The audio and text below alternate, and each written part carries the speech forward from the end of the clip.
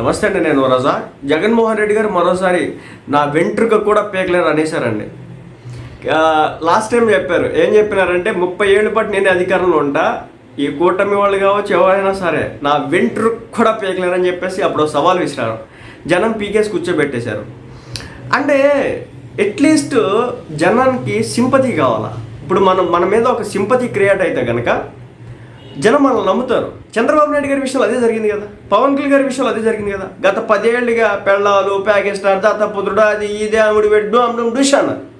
జనాలు ఏమైంది, ఓరే ఇన్నేళ్లుగా తన కష్టార్జితాన్ని ప్రజలకు పంచుతున్నాడు, ప్రతిరోజు తన మాజీ భార్యలు కూడా ఏ రోజు వచ్చి కూడా ఒక్క మాట అనలేదు ఆయన్ని, వీళ్ళెవరండి అనడానికి, వీళ్ళకేం అధికారం ఉందండి, వీళ్ళేమన్నా పెంచి పోషించారా, ఏంది కథ అని చెప్పేసి నిలదీయడం జరిగింది. ఇంకా పెళ్ళిళ్ళు పెళ్ళాలంటారా?